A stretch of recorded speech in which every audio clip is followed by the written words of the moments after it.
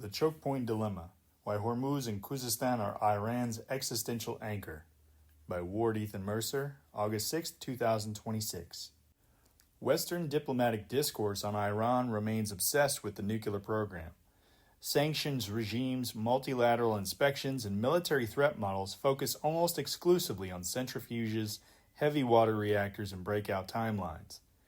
This analysis misidentifies the center of gravity.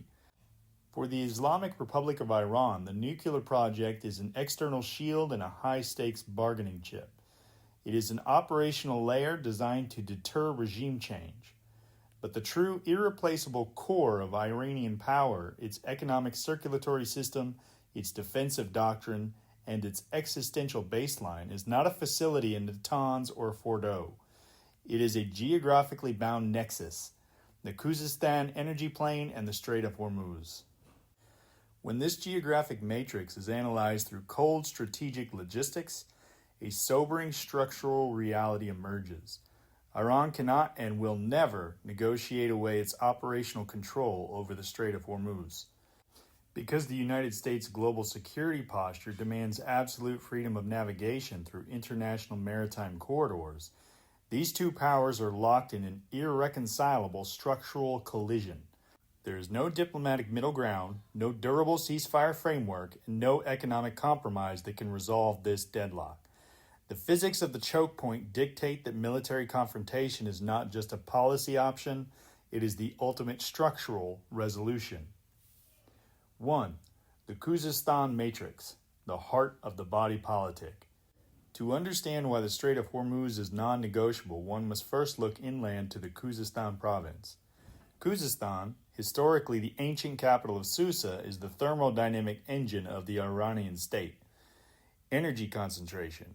Over 80% of Iran's total crude oil reserves and a significant portion of its natural gas fields are concentrated within a single southwestern province. Hydrological backbone. Khuzestan houses Iran's largest river systems, the Karun and the Des, providing critical agricultural output and hydroelectric infrastructure. Industrial core. The vast majority of Iran's petrochemical refining capacity and heavy industry line the Karun River and the northern Persian Gulf Coast.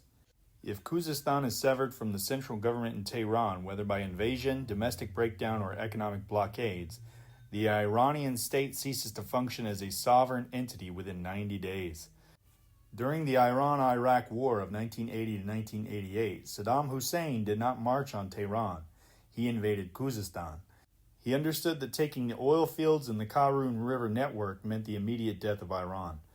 Iran's entire modern military architecture was forged in the furnace of defending Khuzestan. However, extracting crude oil from Khuzestan solves only half of Tehran's existential equation. Oil in the ground pays no salaries, purchases no regime loyalty, and funds no regional proxy networks. The crude must reach international buyers. Because Iran is geographically hemmed in by mountains to the north and land borders controlled by historical rivals to the west and east, over 90% of Iran's crude oil exports must be loaded onto tankers in the Persian Gulf, primarily at Karg Island, and shipped outward through a single 21 nautical mile wide maritime bottleneck, the Strait of Hormuz. Khuzestan is the heart, the Strait of Hormuz is the main artery. Severing or ceding control of the strait is structurally equivalent to cardiac arrest for the Iranian state. 2. The asymmetric threat matrix, turnstile and guillotine. The geopolitical weight of the strait exceeds far beyond Iran's domestic balance sheet. Approximately 20 million barrels of oil per day, representing nearly 20% of global petroleum consumption and roughly 25% of seaborne oil trade, transits through the narrow shipping lanes of the Hormuz. The geometry of the strait creates an asymmetric operational advantage for Iran. Geographical dominance. The northern shore of the strait is composed of Iran's rugged mountainous coastline dotted with natural coves, inlets, and offshore islands, such as Abu Musa and the Greater and Lesser Tons. The shipping channels, the deep water navigational channels required for fully laden supertankers, run almost entirely inside Iranian territorial waters or adjacent to Iranian-controlled islands. For Tehran, this geography functions as both a turnstile and a guillotine. As a turnstile, it guarantees Iran's survival. As long as Iran can control, tax, monitor, and regulate traffic through the strait, it maintains a permanent claim on regional sovereignty. It forces global powers, including China, India, and European states, to acknowledge Tehran's authority over their industrial energy inputs. As a guillotine, it provides Iran with asymmetric leverage against the West. Iran cannot match the United States Navy in blue water broadsides, carrier strike group capacity, or air supremacy, but it does not need to. By deploying anti-ship cruise missiles along high-elevation coastal ridges, swarms of fast attack craft, naval mines, and shore-based anti-tank guided missiles, Iran transforms the shallow, narrow waters of the strait into a kill zone. The threat alone imposes an unsustainable war risk insurance premium on global commercial shipping, effectively closing the Persian Gulf without firing a single missile. The strait is Iran's economic shield, the hostage it holds to ensure the West cannot execute full-scale regime change without triggering a global financial collapse, it believes. 3. The ceasefire delusion. Why zero-sum objectives prevent peace. Why can this dynamic not be settled through a negotiated ceasefire, maritime passage treaty, or international oversight framework? Because the strategic objectives of Iran and the United States in the Strait of Hormuz are mutually exclusive. They are mathematically inverse. Progress toward one nation's essential goal directly destroys the essential goal of the other. The United States strategic mandate. Since the declaration of the Carter Doctrine in 1980, the core foundation of U.S. Middle East policy has been that any attempt by an outside force or regional power to gain control of the Persian Gulf corridor is an assault on vital U.S. security interests.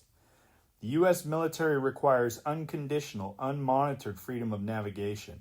To accept Iranian oversight, interdiction rights, or threat capability over the strait is to yield control over the global energy supply. The Iranian strategic mandate. Iran views the presence of the U.S. Fifth Fleet in the Persian Gulf not as a force for stability, but as an existential, illegal occupation designed to starve the country through economic blockades. To Tehran, freedom of navigation is Western shorthand for the unchecked power to project naval force right up to Khuzestan's doorstep. For Iran, relinquishing its threat capability over the strait means surrendering its only real leverage against an adversary with vastly superior conventional military power. The deadlock, a mechanism of failure. A ceasefire in the Strait of Hormuz requires one of two conditions. Iran strips its coastal defense networks, disarms its mine-laying capability, and allows U.S. warships to patrol its front door unhindered. This is state suicide for Tehran. The United States withdraws its naval assets, permits Iran to dictate transit terms, and accepts that Tehran holds a permanent valve over 20% of the world's energy supply. This is strategic surrender for Washington. Neither state can accept these terms without dismantling its own security framework. Therefore, any diplomatic agreement is merely a pause to rearm. A permanent ceasefire in the Strait of Hormuz is a structural impossibility. 4. The superpower trap. Why kinetic force is the only remaining option. This strategic reality leads to a simple, inevitable conclusion. The United States has no diplomatic, economic, or proxy option left to resolve the Iranian challenge. It must eventually resort to direct military force. For decades, Washington attempted to contain Iran through proxy deterrence, multilateral sanctions, and diplomatic counterweights, such as funding regional coalitions. Every one of these secondary options has reached its structural limit. When sanctions fail to change a nation's core strategic behavior, and regional partners lack the capacity to alter the balance of power on their own, the friction point collapses back onto the primary superpower. If Iran's operational grip on the Strait of Hormuz cannot be removed by treaty, and if allowing Iran to maintain that grip leaves the global economy permanently vulnerable, the strategic logic becomes clear. The United States cannot neutralize the threat to the strait through precision airstrikes or proxy forces in Iraq, Syria, or Yemen. It cannot neutralize it by bombing remote nuclear facilities in the Iranian interior. To secure the strait, the U.S. must systematically target, suppress, and destroy Iran's integrated coastal defense network along the northern shore of the Gulf of Oman and the Persian Gulf. It must strike the launch sites, radar arrays, subterranean missile silos, fast craft bases, and command nodes anchored directly to Khuzestan and the southern coastline. This is not a matter of ideology, rhetoric, or political will. It is governed by the brutal logic of maritime geography and global energy flow. Khuzestan is the engine Iran must export to survive. The Strait of Hormuz is the single corridor through which those exports must flow. Iran's military strategy requires holding that strait hostage to prevent external regime change. The United States' global position requires keeping that strait open and neutral at all costs. When two nations place their core existential interests on the exact same piece of narrow water, diplomacy cannot bridge the divide. The turnstile will either be held open by Western carrier strike groups or it will be locked shut by Iranian coastal batteries. Because neither side can yield, this battle will not end with a signed treaty. It will end when one power's capacity to control the water is broken by force of arms.